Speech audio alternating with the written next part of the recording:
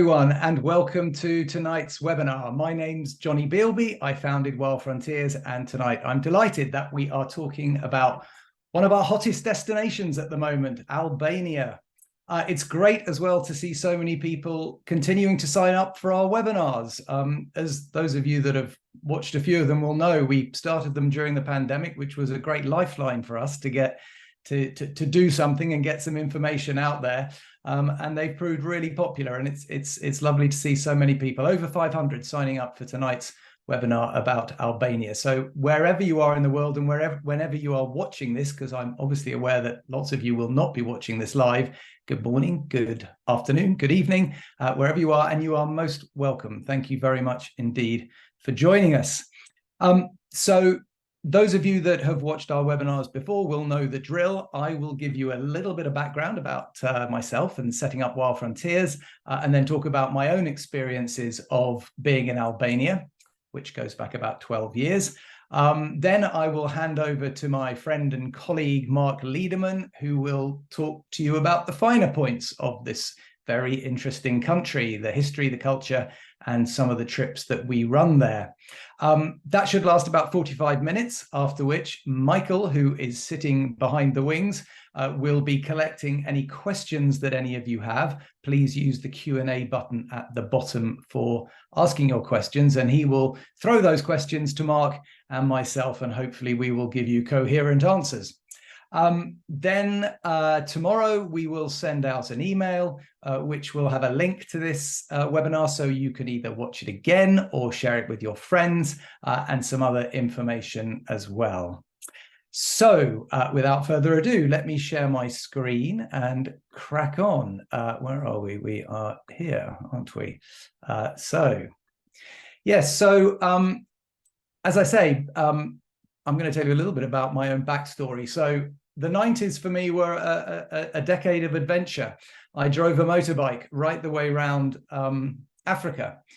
It was a journey that took, I'm just going to move my thing down, sorry. It was a journey that took quite a while, 10 months to be exact, and saw me travel 20,000 miles around that extraordinary continent through 19 countries. I had 36 punctures, which was a bit of a pain, 4 in one day in Angola, but that was largely due to the fact that I hadn't mended it correctly. And out of that came one book. And that then put me on a slightly unusual path. I became a travel writer. The publishers wanted me to write a second book, and I knew kind of immediately what I wanted to do, which was walking in the footsteps of the man who would be king, Rudyard Kipling's famous short story about the two rogue ex-soldiers, Peachy Carnahan and Daniel Dravot, as they travel up from the plains of India in search of Kafiristan, the land of the unbelievers. I did this. It took, well, best part of a year, really. In fact, it crossed 2 years, 1995 and 1996. And the culmination of that, of course, was spending 3 months with the Kalash, a pagan tribe that live in the Hindu Kush. And it was from there that I had the idea of setting up a travel company and formed Wild Frontiers, which was named after the province of the Northwest Frontier. So that's why we're all here tonight, basically, where Wild Frontiers came from. But travel writing wasn't completely finished with me. I'd always wanted to do a journey by horse, and I was fascinated by the Silk Road. So what better way to do it than do a journey by horse? And that's what I did. I traveled up from Islamabad to Kashgar, bought a horse there in the Kashgar Bazaar, and traveled all the way along the Silk Road to the Caspian Sea, 2,500 miles, 6 countries, and 5 horses. As you can see, though, towards the end, the weather turned and it all got pretty grim. But that's a story for another night. What I want to talk about tonight is, oh, of course, sorry, I should have said that gave rise to my 3 travel books. Running with the Moon, about the journey by motorbike around Africa, For a Pagan Song, about the journey through Pakistan and Afghanistan, and Silk Dreams, Troubled Road, about the horse riding trip through Central Asia. However, as I alluded to there, Wild Frontiers was set up out of northern Pakistan, and particularly the kind of Kalash valleys and the Northwest Frontier. And ever since our inception, we've always been looking to do something unusual, to find places that other tourists aren't going, and develop trips to these places through which our clients can enjoy really authentic, truly off the beaten track travel. And Albania was no exception. In 2011, I led our first trip there. Now, how this came about, top right picture, the guy sitting rather awkwardly on the horse is a chap called Aaron Tarar, and he is a fascinating Albanian guy. He was a fixer during the Kosovo War for Channel 4 News. He was a mayor of a local town. He was an extraordinary large character. And he got in touch with me saying, you know, you should be running trips to Albania. It's a wonderful country. Of course, back in those days, most people associated Albania with black Mercedes, with tinted glass and gangsters. And he wanted to show me that there was a country there that was anything but that, that was a beautiful country steeped in history, that was just right for the kind of tourism that Wild Frontiers wanted to do. And we kind of knocked our heads together and came up with the idea of a horse trek. At the time, Wild Frontiers sold quite a lot of horse treks, and it was one of my passions. When I got out to Albania, I realized that Aaron didn't really know that much about horse riding, horses, or horse trekking. The horses didn't all turn out to be horses. We had 2 mules. The tack was, well, actually, it wasn't bad tack. It just didn't fit the horses. They were far too small for the saddles and girths that he got. The girths were too long, the saddles were too big. So we had a real problem trying to sort that out. As for the bridles, well, they didn't have any nose straps or any chin guards or anything, or even any bits that you put the bits into. So each morning I had to basically make up about 10 bridles with gaffer tape. Anyway, it didn't really matter, because true to Aaron's belief and enthusiasm, what we found in Albania was just the most beautiful, fascinating country on so many levels. Of course, I'm not going to steal Marc's thunder, because I know he's going to talk about a fair bit of this. But, you know, the history of Albania dates back obviously thousands of years, part of the Roman, the Greek Empire. Various very famous battles have taken place here, and there are still lots of remnants of that world. There are wonderful old monasteries where we stopped and stayed for the night. This particular one with incredible frescoes inside. This was actually on Lord Byron's trail. He came down this way, walked through in the late 1700s on his way to Greece, and he wrote the famous poem Childe Harold's Pilgrimage about this part of the world. And it was just stunning. We met lots of local villagers going about their normal daily lives. We rode through villages. The food was absolutely exceptional. This was the only photograph I could find that I actually took of the food that we ate there. This was when we were down on the coast, but which you can see is absolutely delicious. But even up in the mountains, it was fantastic. Great cheese, great tomatoes, olive oil, you know, very good kind of Mediterranean style cuisine. And then, of course, we did get down to the coast and we swam around there. And the hilly hillside you can see behind me is in fact Corfu. And if you're a good swimmer, you could swim across there in not that long a time. So it was Albania tourism in its nascent stage, very, very much. There were very few other travelers there at all. I don't think any other travel companies were running trips there. And you know, in many ways, it went horribly wrong. But of course, as is so often the case with these things, by going wrong, it was also magical and gave a great adventure for all of our clients. And we've pretty much been running trips to Albania ever since. And it's only in the last couple of years that it really seems to have taken hold and become much more popular. And now we're running many, many trips there each summer. So that's my background in Albania. It's a great place, but I will let Marc now take over and give you a bit more detail. So, Marc, I'm going to stop sharing my screen. Over to you. Thank you, Jonny, and hi everyone. And yeah, unlike Jonny, he'll know this, I'm not a horse rider, so that very much wasn't my experience in Albania at all. And before I talk to you a little bit about my experience there and some of the things that we see and do there, I just want to give you a little bit of a background to Albania. It's not really something that I grew up really knowing anything about. It's not one of the subjects you study at school. It's not really covered in history. And so it really was a whole journey of discovery for me. So I am going to give you, if I just share my screen, a little bit of a potted history into Albania. So the first civilization that really finds itself on the lands that we now talk about as Albania were the Illyrians. And the Illyrians, they fought with the Greeks and they fought with the Romans. And they were considered by both cultures to be barbarians. They were other. And I found this on the internet, and I thought it's really good fun. If it's your thing, you can actually buy little figurines of Illyrian soldiers and stage fake battles with Greeks and with Romans to really try and capture, what it was like 2,000 years ago on those lands. So hours of fun to be had there. Unfortunately, all good things come to an end, and the Illyrians were eventually taken over by the Romans and became part of the Roman Empire. And as you know, the Roman Empire grew and grew and grew to the extent that it was so big that they had to divide it in two, with one capital in Rome and one capital in Constantinople. And when that division happened, the lands that we now call Albania found themselves just inside the Eastern Roman Empire.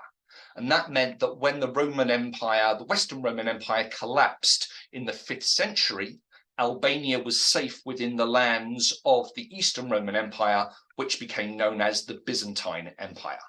But as you can see, it was very, very close to the edge of the empire, and this made it very, very vulnerable to attack. And really, during those hundreds of years, it was attacked regularly by Bulgarians, by Visigoths, by Normans, by Sicilians, by Serbs, and at times it lost, and the Byzantines won it back, and it went backwards and forwards many, many times during these years. Bit of stability came when the Ottomans eventually came and took over all of those lands. There was resistance to the Ottomans in the face of this man, a guy by the name of Skanderbeg, who is the Albanian national hero, but I'll talk more about him later.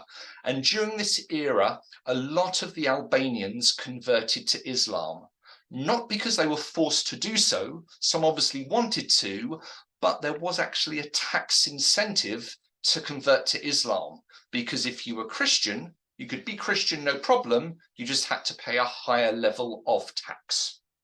Anyways, we start to get into more modern era. By around the 19th century, Ottoman Empire is getting weaker, and there starts to be signs of Albanian nationalism. And one of the unifying things for the Albanians was their language. Problem was, though, is that the Muslim Albanians wrote Albanian using the Arabic script. The Orthodox Christians, mainly in the south of the country, they wrote Albanian using the Greek script. And the Catholic Albanians in the north of the country, they wrote Albanian using the Roman script. And they had to have a big conference and debate which script they were going to use moving forward. And I have to say, fortunately for travelers today, they adopted the Roman script. So when you travel to Albania today, you may not speak the language, but you can at least navigate your way around streets and paths and menus. It's quite easy to read. In the years immediately before the First World War, Albania almost ceased to exist altogether. You may have heard about the First Balkan War and the Second Balkan War. This was really different countries trying to take advantage of the Ottoman Empire being very, very weak. And if you're interested in this period of history, and it is really bloody but fascinating, I highly recommend the books of Edith Durham, this very eccentric British woman who traveled to the region. And she is considered a bit of a hero in Albania today. Everyone knows about her books. They've been translated into Albanian. This is probably her most famous, High Albania, and she really was a champion of Albanian culture. During the First World War, Albania, again, almost ceased to exist altogether, but incredibly, in 1912, they managed to declare independence, and November the 28th is Albanian Independence Day. They survived through the First World War, and as you get into the 1920s, the leader of Albania was a clan leader by the name of Ahmed Zogu, who you probably may know by the name he took on later, King Zog.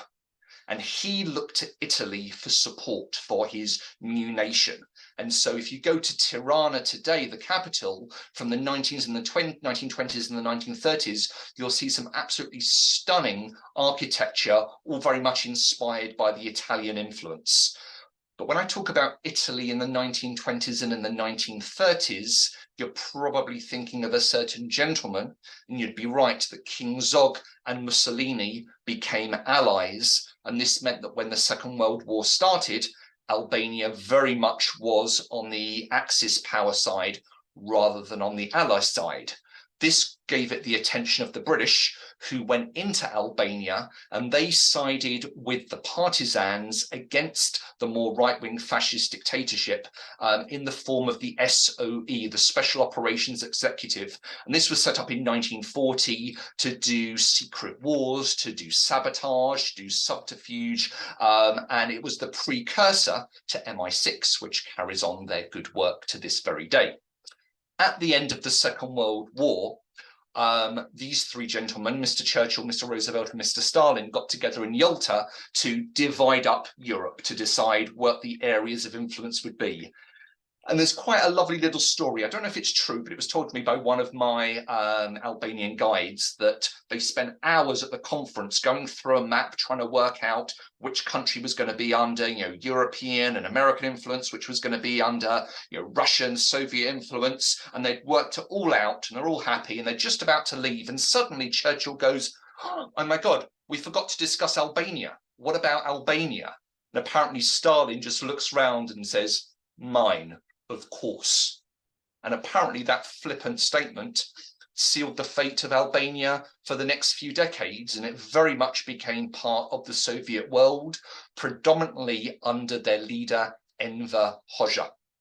And this is how the Eastern Bloc looked for those years of communism. But Albania had a bit of a rough ride. It started off trying to be friends with Yugoslavia. Then it fell out with Yugoslavia, so then it looked to Moscow and Russia to be friends, and then it kind of fell out with them, and then so it then looked to China and Beijing to be friends, then it fell out with them, and really by the end of the 80s, Albania had declared itself the world's first atheist state and didn't really have many friends left. And when the Berlin Wall collapsed in 89, Albania was in a really rough place. And in the early 90s, when it started to try and get itself, onto more democratic lines and looking towards capitalism, it experimented with this pyramid investment scheme, which was an utter disaster, and millions of Albanians lost their entire life savings. And the country going into the millennium was in a really bad shape. However, since 2000, things have started to look up for the country, and going there today, it's quite remarkable how it's managed to turn itself around. In Tirana itself, there's loads of new buildings, and not just functional buildings, but really exciting stuff. This is a new project called Downtown One, which is going to be being built at the moment. It's going to be this very stylish apartment blocks right in the center of town. And Albania is on track. Not a defined track, but it is on track to join the EU. And obviously, with us having vacated, there is now space to join the EU. So those are kind of things which are coming down the track for Albania. I wasn't there in 2011 when Jonny was, but I was there this year in April. And I was there really to see how Albania is developing, and also to spend time training up some of our guides and tour leaders so they can lead all the wonderful trips which we have for you. So in April this year, those of you in the UK especially may remember that Albania was in the news, not necessarily for good reasons. There was lots of talk of Albanians coming over to the UK on boats from France. And when I was in Albania, I spoke to Albanians about it, and they were very aware of this. And they said, yeah, it's absolutely true. They said there was a problem in Albania that the economy is very weak. They said, we want to work, we're hard workers, but a full day's work just doesn't pay us enough, and especially with global inflation. So they said, yes, a lot of people are leaving, and it was a real problem. There were a few that joked and asked me whether I was on some exchange scheme, one boatload of Albanians coming over to the UK and kind of one tourist coming over to Albania. I assured them that I wasn't. But it is something which is going to be a challenge for Albania moving forward. But this is where I do think the more people visit Albania, the more the economy will do better. And it was fascinating to see the amount of construction that's going on. And for those of you that have ever had an Albanian builder come and do something in your home, you'll know, and I know it's a stereotype, but my God, they are hard workers. And I was staying in the guest house of an Albanian, and he was building an extension, and it looked just like this. There were steel pipes, there was concrete, it was a mess. And I said, wow, that's a big job. I said, how much longer till you finish? And he looked at it, he went, 2 weeks. Unbelievable. There's this incredible work ethic that there's no nonsense, there's no tea breaks, you just get on and you work. Now, obviously not all Albanians are construction workers, and before I put this presentation together, I did a quick Google search on famous Albanians. And obviously the number one that you may well know, Mother Teresa, probably the most famous Albanian. There are some others that I found that may be more known to some of you than others. There's the singer Rita Ora. There's another singer, Dua Lipa. And those of you, and this surprised me, but 100% ethnic Albanian is Jim Belushi. Yes, he may have been born in Illinois, but ethnically, he is 100% on his mother and his father's side. He is Albanian. So there you go, famous Albanians in the world. Anyway, that's enough of kind of history and background. I want to talk to you a little bit about the country itself and some of the tours that we do there. So this is our main cultural tour to Albania, our 12-day Albania Encompass tour. And the whole idea behind this trip is really just to give you a really good feel of the incredible variety that Albania has. So from the capital, Tirana, which you can see near the center, going right up into the north, the Albanian Alps, coming down the coast, down to what they call the Albanian Riviera, down to near the border with Greece, and then coming inland through some UNESCO sites before coming back to the fortress city of Kruja. So what does that look like? So if you start off, Tirana. Tirana, as I said, is full in the center of these 1920s and 1930s Italian influenced architecture, and it's beautiful. They're all pastel colored, and it's a really, really, really nice, kind of real focused for the city. You have the leader, the Albanian hero, Skanderbeg. I will talk about him later, but his statue is right there in the middle of the city centre, Skanderbeg Square. And in and around Tirana, you've got some really interesting sites. You can see in the top left, this is a bunker which dates back from the communist times, and they've repurposed a couple of these bunkers to now be museums and to be art galleries. And it's a really kind of novel way, I suppose, of recycling and to embrace kind of recent history with more modern things. Top right was a really powerful visit for me. It's a house called the House of Leaves, and it was the center of surveillance during the communist era. And Albania had quite an oppressive surveillance system akin to the Stasi in East Germany. And if you want to know what that feels like, just watch the film The Lives of Others. That will give you a really good feeling for how terrifying it was to live under those times. And what I found fascinating with the House of Leaves is how Albania today is embracing its modern history and the difficulty that it went through, and not shying away from it, and really trying to educate, I suppose, Albanians and foreigners as to the journey that they've gone through. You've also got the 18th century Etem Bey Mosque, which is on the main square, and you've also got the incredible National Museum, which we don't include on the tour just because you can spend hours there. But if you want to go and visit that, you can see artifacts going right the way back, to the Illyrian times, right the way through the Greeks, the Romans, and right up into Ottoman and recent times as well. And further afield in Tirana, you've got beautiful Lake Park. And there's a really kind of Soho style, for those of you that know London, district called Bloku, where you'll find bars and cafes and restaurants and galleries. and we take people to a national park on the outskirts called Mount Daiti, and there we can take cable car up for incredible views out over the region. And really, it's a very walkable, really pleasant city. And I've heard more and more of even people with very limited time just doing city breaks to Tirana. It's a really, really nice place.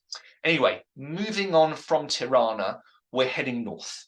And we're heading north to the Albanian Alps, who are also known as the Accursed Mountains. Why the Accursed Mountains? Well, there are three stories as to how they got their name. The first story is that the devil escaped from hell and created these jagged peaks on one day of mischief. Second story is that a woman cursed the mountains as she was walking through them on a scorching hot day with her children and couldn't find any water source. And the third story, it was actually Slavic invaders that got lost going through the mountains and cursed them as a consequence. But whichever one you want to go by, and I quite like the first one, they are known as the Accursed Mountains, both inside Albania and out, and they are stunning.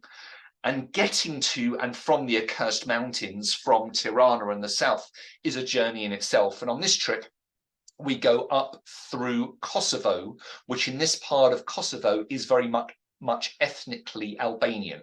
And this gives us a chance to pick up en route a UNESCO World Heritage Site called the Dechani Monastery. Now, from the outside, it may not look particularly special, but it's on the inside that you'll see the 14th century frescoes, which really are spectacular and which have helped it gets it UNESCO status. And on the return journey, coming back from the Alps, we take a very different route. We get on board a boat and we go down the Drin River, which was flooded in the 70s in order to create a big lake called Lake Koman. And this journey for 2.5 hours is really considered one of the most spectacular journeys that you can do in the whole Balkan region. So you're not just going to see nice things up in the mountains, your journeys there and back are quite spectacular in themselves. And when you get up to the mountains, you're in for a real treat. The Valbone Valley is one of the key areas in the Albanian Alps, and you are surrounded on all sides by these incredible jagged mountains, and it's just a beautiful place. And we spend a whole day there where you can relax, go for some gentle walks, and really just soak up the stunning scenery. Now, for those of you that might be looking at this and going, one day I'd like to spend more time there and go and do some more walking, hold your horses. Even if they're dodgy Albanian horses like the one Jonny had on his horse riding trip, I will give you some ideas later as to how you can do some more walking up in the area. But for now, on this trip, we just spend a couple of days, a couple of nights, a full day enjoying that region before we start to make our way down south again and come to the town of Shkodra. Now, Shkodra sits, or Shkodra as it's sometimes known as, sits on a big lake, which it shares with Montenegro, and it's a very, very, very old town with history going back 3,000 years. It was occupied by the Venetians at various stages, and you've got a very nice pedestrianised area. But one of the things that it's most famous for is this castle, which you can see in the top right, which is just on the outskirts of town, called Rosafa Castle. Now, the whole site of it dates back to the Illyrians 3,000 years, but most of what you see is Ottoman, and it's quite an incredible place with stunning views out over the entire valley. And there are other Ottoman things in the area. If you look at bottom left, this is the Messi Bridge. This is the longest Ottoman bridge in the country. It's 108 meters long. And up until the 1960s, it was one of only 2 bridges over this huge river in the north. So it's really quite a spectacular place to go and visit. Then we start to make our way south along the stunning coastline that Albania has. And our first stop is a place called Durrës. Now, if you look at this map here, you can see Durrës is right on the left-hand side, right on the western side of Albania. And it was the start of a Roman road, a very important Roman road called the Via Egnatia, which went from Durrës right the way through Albania into what is now North Macedonia, Ohrid and Bitola, through northern Greece and all the way into what is today Istanbul. So it was a very, very important town. Most of the Roman remains have gone, apart from this stunning amphitheatre, which is the largest in the Balkans, dating back to the 2nd century BCE. As we start to come further down the coastline, you'll come across places like Vlore, which you can see top left. That is where Albanian independence was declared on November 28th, 1912. And this is right at the foot of the stunning Yogara Mountains. And this is a national park, which really is this quite formidable barrier. And we spend a whole afternoon here doing a walk. And again, for those of you that may be looking at this going, oh, I'd like to spend more time doing some walks here, hold your horses. I will show you how you can do more walks in the region. On the other side of Yogara National Park, this is where you come into the area called the Albanian Riviera. And if you're reading anything about developments in Albania, coastal resorts, this is the main region. And this is really the area that you're going to see the most change in, I think, over the next 10 to 15 years. You could start to see some areas being divided out, a few resorts starting to be built, but there's still, especially at the moment, lots of areas to enjoy that are unspoilt, and there are less developed places like Himare, where we stay, which has got a 5th century BCE citadel on top. So it's still a really beautiful, not completely untouched place, but still lots to enjoy and discover, considering that you are on the Adriatic. As you go further south, you get to places like Sarande, and you get to the UNESCO site of Butrint and the lagoon that it sits on. Now, in the lagoon, they do mussel fishing, which we go and explore to find out how they do that. But the site of Butrint is quite a special site, and people do day trip over from Corfu. So if you are going to see lots of non-Albanians, often you will see people coming over as day trips from Corfu to see this place. Why is it so special? Well, not only is it in a beautiful location, but it's also got remnants of pretty much every civilization that has inhabited Albania through the years. From the Greeks to the Romans to the Ottomans, they're all there, and it really is a beautiful place to visit. We then leave the coast and we start to come inland, and this was probably my favorite place, Gjirokastër. Gjirokastër, again, like many things, dates its history back thousands of years, but the fortress itself that sits on top dates mainly from the Ottoman era, and it was really during that era that the town started to spread down the hill, and you can see dotted around the town these incredible merchants' houses, which are phenomenal. Why did it survive the communist era? This was the birthplace of Enver Hoxha, and so it had a protected zone around it, and a lot of the buildings are being restored, and you can go and visit various things, and it is a beautiful, beautiful, beautiful place to go and visit. When we leave Gjirokastër, we then head to another UNESCO town, Berat. Now, Berat's history goes back 4,000 years. Again, it's UNESCO, the whole of the bottom part of the town. It also has a citadel on top, but unlike Gjirokastër, the citadel here is inhabited. So you can actually see people living inside there. There are shops, and you've got churches. And my favorite place inside the citadel is this absolutely stunning icon museum. And I would never have put myself as a big fan of icons, but it is absolutely incredible, the quality, the colors that you find there. So that's a very, very special visit. It's also a good centre for wine, and Albanian wine is rather good. So you'll have a chance to stop off at a winery and do some tasting there before the final visit up to the north, this place called Kruje, which sits about an hour north of Tirana and only about half an hour north of the airport. So it makes it a really good place to either start or finish a trip. Why is this place so famous? Finally, because of Skanderbeg. So, very brief history. When the Ottomans came, Skanderbeg's father was an important clan leader. He did a deal with the Ottomans that he would stay in control of his citadel at Kruje. In exchange, he would give allegiance to the Ottomans.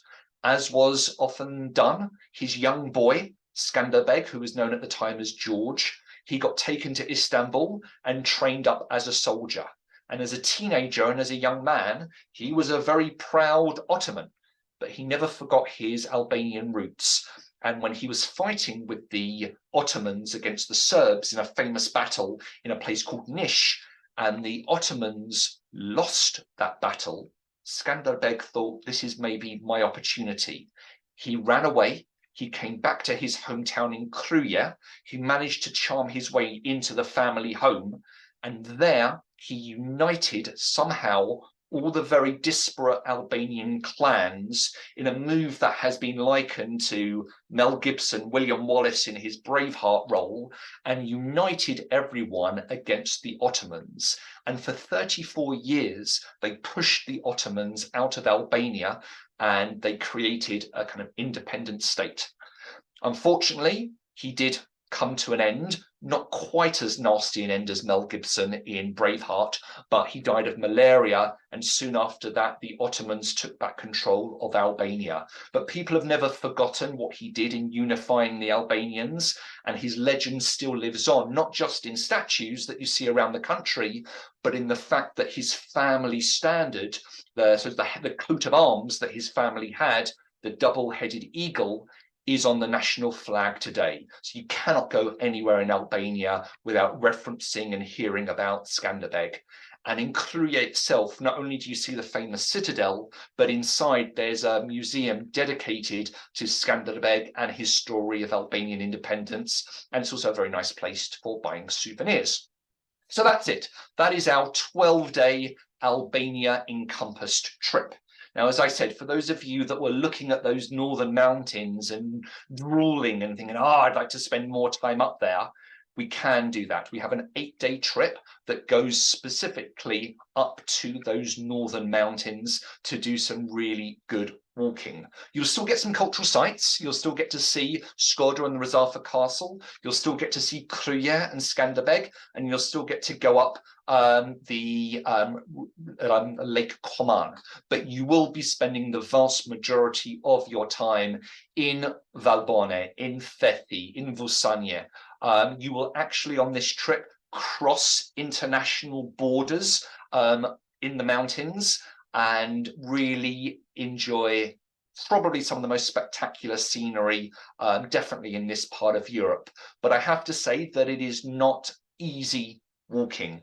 You can encounter snow, and there are 2 days where really once you start, you have to continue. You are going over mountain passes that may require a 6-hour journey by car if you can't make it over. Luggage has to be put on horses, so you need to take soft bags for the horses. And so it really is a trip for people that like their mountains, that are able to deal with a trip which we class as having a high fitness rating and able and happy to walk for up to 7 hours a day. But if that is your thing, I really can't think of many better places in Europe to do that type of walking.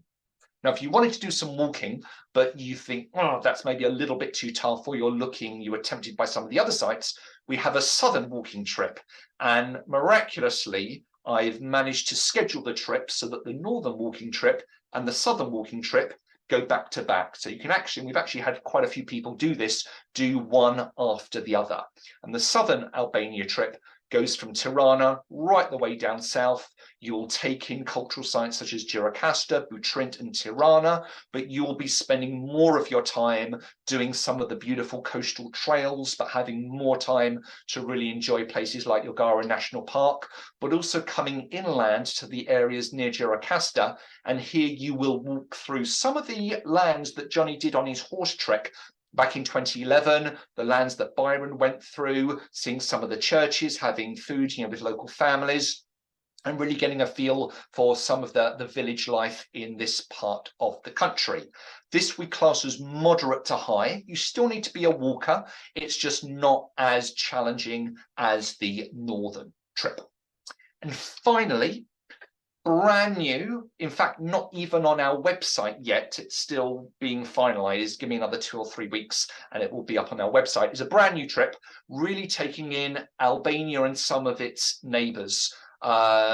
And we found that our other Into the Balkans trip, which takes in Serbia, Kosovo, and Bosnia, has proven really popular. And we felt that it was time to really give justice to this part of the country of the Balkans. So from here, we go from Albania into North Macedonia, into Kosovo, and then round into Montenegro on the Balkans Insider trip. So in Albania, yes, you've got Tirana, Kruje, Shkoda.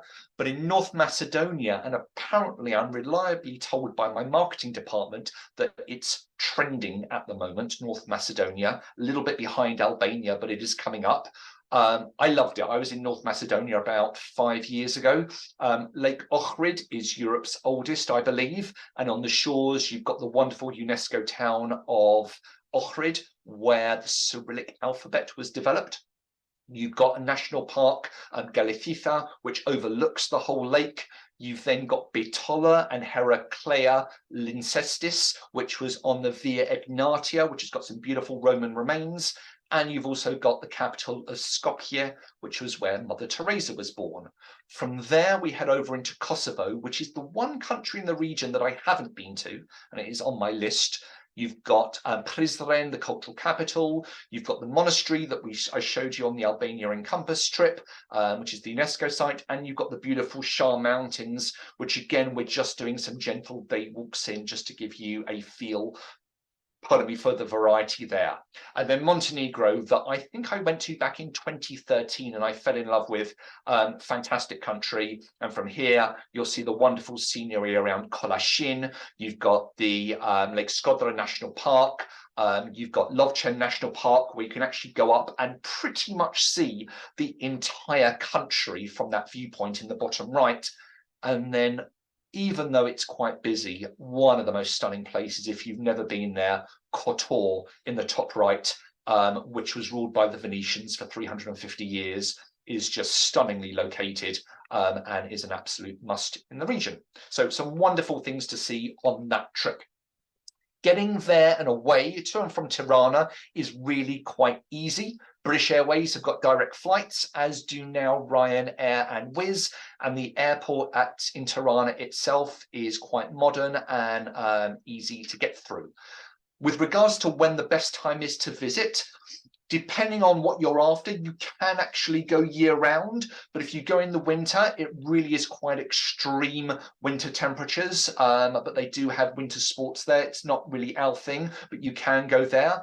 Summer can be excruciatingly hot, so generally we favour late spring, early summer, and then late summer going into autumn, which are really, really great times for enjoying the country. Getting around, we're generally using coaster buses. And one of the things that I was told is quite a new development is there's been an injection of EU money into the country quite recently. And I was really quite impressed by the standard of the roads going through. And this is a country where 75% of the entire country is mountainous. So it's no mean feat to build a road, but very impressive and getting easier to travel around. Then obviously you've got the stunning boat trip if you're going up to the north. And for those of you that love train travel, unfortunately, you're out of luck. There are no effective trains in the country. So those is what you are limited to. Accommodation-wise, to give you an idea, this is a picture which is changing month on month, definitely year on year. Tirana, there's an increasing number of boutique hotels which are cropping up. When you go up to the north, they're starting to change. They used to be much more dormitory style, and even though some of the rooms will have more than 2 beds in, we request that the maximum number of our clients in a room is just 2. And again, that is changing year on year, and some stunning views from these more simple but yet home cooked food and really nice places to stay. You start to come down to Shkoda, you can have some slightly atmospheric accommodation in Tradita. Along the coast, you're looking at very comfortable, but not so atmospheric accommodation, like in Vlore and in Himare. Very nice resorts, very nice places, but you're not going to find, the beautiful, quaint little places that you will find, if demand allows, in places like Gjirokasta and in Berat, where there are some old houses which have been converted. And then when you get to Kruje, everyone stays at the Panorama Hotel. Why? because of the panoramic view, which is quite astounding, especially from the roof. You can look out, see the whole valley, and look at the view that Skanderbeg once had. Food-wise, I have to agree with Jonny. It's fantastic. You will find, if only if you know Turkish food, which I'm sure most of you do, top left is borek, which Albanians will tell you is not Turkish, it's Albanian. You can get it with meat, or you can get it with spinach and cheese. The bread is great. The vegetables and the fruit tastes like vegetables and fruit, and in many cases it's just naturally organic. You don't have to go to Borough Market or somewhere like that in order to get it. It's just what's available naturally.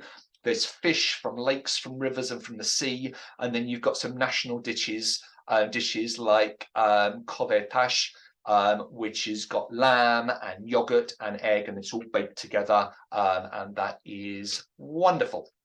With regards to drinking, although the tap water is treated, a lot of the pipes are quite old, so it's not recommended that you drink tap water unless you have a filter bottle, which I took and which I used every day, and I wasn't sick at all. Obviously up in the mountains you can drink the water, but generally in the cities I would say use filtered water.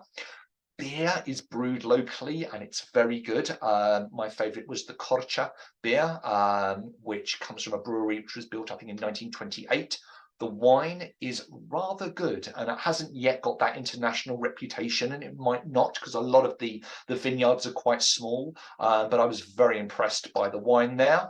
They also have a national drink called raki. Now, this isn't the raki that you find in Turkey, which is with aniseed. It's just a clear alcoholic distilled drink from grapes, and it is used as a morning pick-me-up. Why not? It's 10 o'clock in the morning. You, rather than a coffee, have a nice little drink of raki, or maybe it's after lunch, or maybe it's before lunch, or maybe it's before dinner, or maybe it's after dinner. Basically, any excuse to have raki that will be offered to you.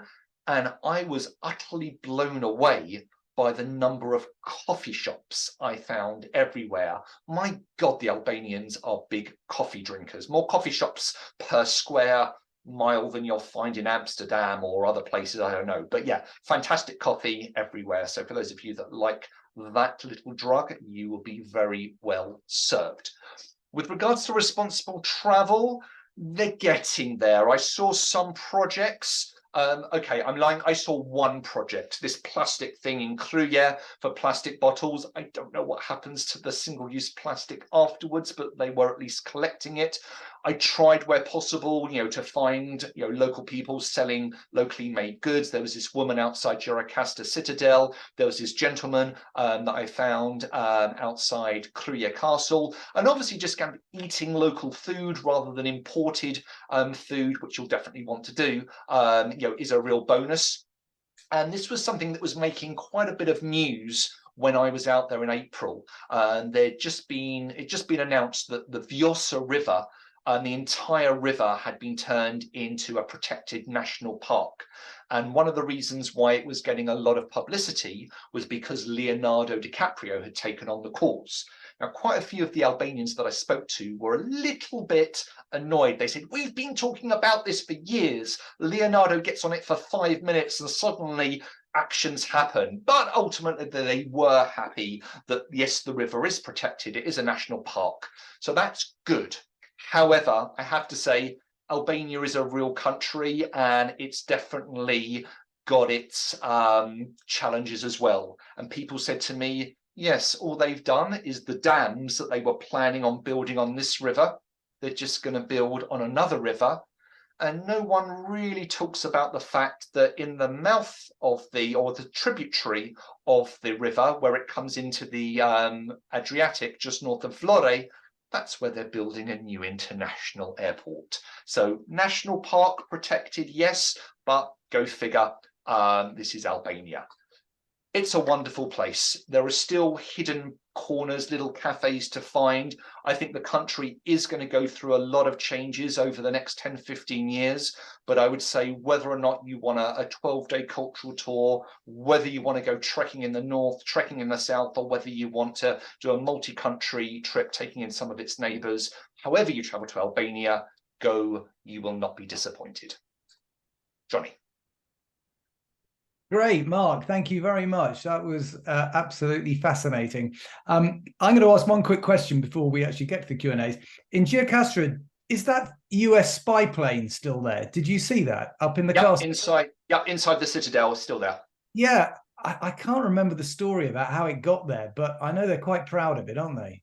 Yeah, I think it crash landed. It was around the same time as the American spy plane, I think, crashed into the Soviet Union in the early 60s. Yeah, so it was equated with that. Yeah, but that's still quite a sight to see.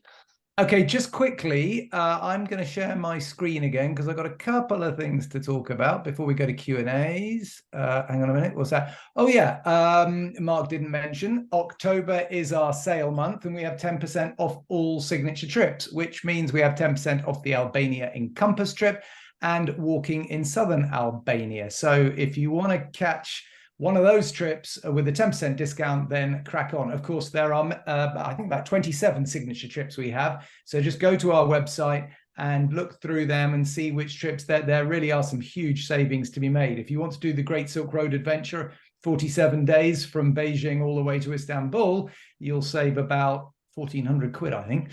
So a lot of savings to be made, a good time to go and book the holiday. So that's happening at the moment, ends at the end of October. We have an event happening for those of you that are in England and perhaps close to London. I think this is in Sackville Street. We're doing it with the Omani embassy at the Omani Society. So we're doing an event there. That'll be Marc. Again, I'll be sitting on a plane going to Mexico on that day, but Marc will be doing that with a couple of other speakers. So again, that's on our website if you want to sign up to that under events. So that's all for this talk. So Mike, I don't know whether you've had some questions come in, but yeah, fire away if you have. Will do. Thanks, Jonny. Thanks, Marc. That was fantastic. It is a beautiful country. I've been twice in the last 3 years, so I don't need convincing, but hopefully some of you have been convinced, which leads me on to the questions. We've got a question from Harlan, actually, which he's just wondering why there's no Albania tour in late October, early November. Is that too late in the season, Marc? This was one of the things that I had to balance. If you want to go to the north, then you're starting to get into slightly iffy weather by around late October. So it's something which I'm going to have a chat with our partners about next month, just to see how this year is, because obviously with global warming, things are changing. But there are certain things like the boat trip, which start at a certain time in the year and stop at a certain time of the year. So it may be possible that I can extend the season, but it may be that we won't be able to do the boat trip or the mussels. I may need to just tweak it a little bit. But as Albania is growing in popularity, I may well push the season, but that's the reason why. Okay, thanks. Tracy would like to know what the age range of the people in our group trips is. Well, it varies massively. I think our average, funnily enough, our average age has always more or less mirrored my age. But it varies. Yeah, 25, exactly. No, we get people really starting in their kind of mid to late 30s into the 40s, but we also do get a lot of clients in their 60s and 70s. So we often, I mean, the trip I've just taken to Uzbekistan and Kyrgyzstan was a complete mix. We had people from every decade, from the 30s all the way up to the 70s. So that's what Wild Frontiers is. It's a mixture of people of different ages and indeed different nationalities. I had Australians, Americans, Canadians, and Brits on my last trip. So yeah, it's a real mixture. Great. This might be one for you, Marc. Jan would like to know what the average travel time per day is. I assume that's on the Albania Encompass trip. Of driving distances, driving times, none of the days have got overly long. Probably the longest drive you've got when you go from Tirana to Valbonne, you'll spend most of the day doing that drive.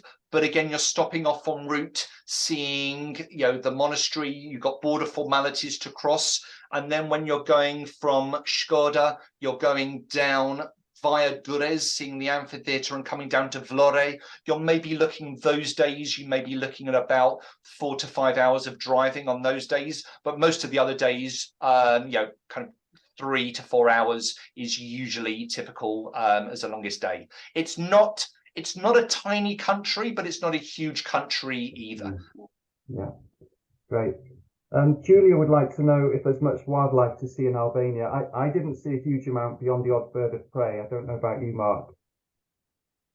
No, and I didn't even 11 years ago on my horse ride. I think, we saw rabbits and hares and birds, but not much in the way of wild. Although I do believe there are bears and things, but we didn't come across any. No, me neither. Right.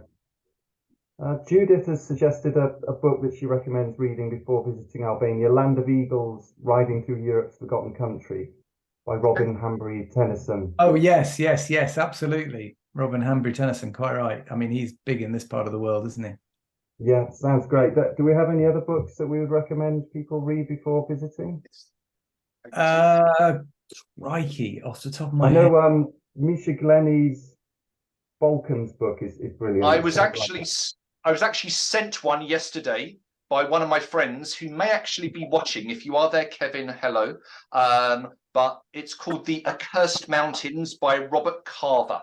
So I don't know if you can see that, but if you can, that was sent to me yesterday. I didn't get a chance to read it before this webinar, but I will. Yeah, funny, a friend's going to kill me because I've got a friend that's just written a book about Albania as well, and I can't remember what it's called. But hold on 1 second, I'll go and find it. Hang on.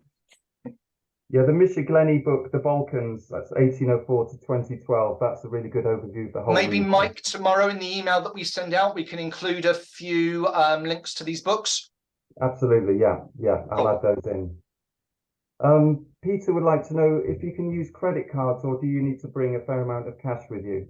No, credit cards are usable everywhere apart from in some of the smaller places in the north in the mountains, but in every town, no problem whatsoever. And if you want cash, you don't need to change into euros or dollars beforehand. Every bureau de change had sterling, euros, dollars, every currency they were happy to take. But credit cards not a problem at all. Yeah, I used the ATMs there as well to draw cash out. Corinne traveled on our Albania and Compass trip a couple of weeks ago. She said she did have problems using credit cards in a few places. Okay, interesting. But it's a mix. It's always helpful to have some cash with you. Yeah. But in the larger towns, you will find an ATM that works. I think that's it for questions, actually. Sugar, sorry, I can't find it. Anyway, his name's Nicholas Allen. Nick Allen. I can't find the name of the book. I do apologise. So, Johnny, we can add it to the email tomorrow. Yes. Absolutely. Good idea. There's one more question from Anna who'd like to know. This is one for you, Mark. The length of the multi-country Albania trip currently being planned. Is that a 2-week? 15 days. 15 days. Yeah.